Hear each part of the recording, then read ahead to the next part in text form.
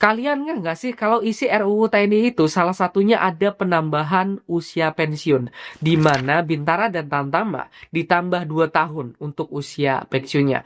Kalau perwira yang ngikutin pangkat lah. Jujur sampai per hari ini video ini dibuat, aku tuh masih nungguin kenapa pihak TNI itu nggak ada yang protes sama penambahan usia pensiun.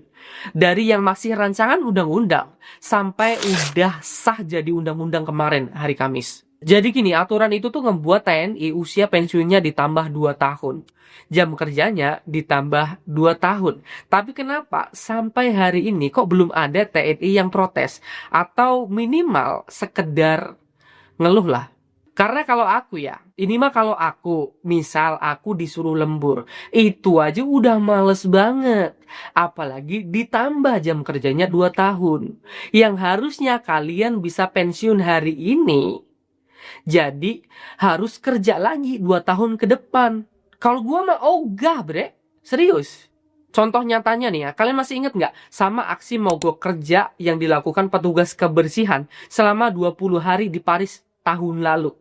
Yang nyebabin ribuan ton sampah berserakan di kota Paris. Kota Paris yang harusnya bersih karena terkenal dengan wisata dunia, di saat itu kotor dan bau banget. Kalah tuh bau kos kaki anak kosan tuh.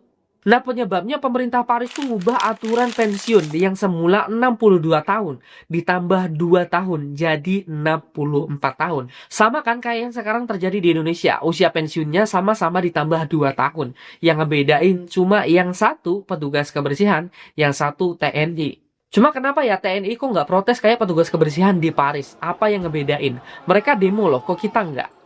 Nah inilah salah satu hal positif dari negara kita. Negara lain batas usia pensiunnya dinaikin, mereka demo. Nah kalau kita mah enggak cuy. Justru dengan itu kita mikirnya bisa mengabdi lebih lama kepada negara.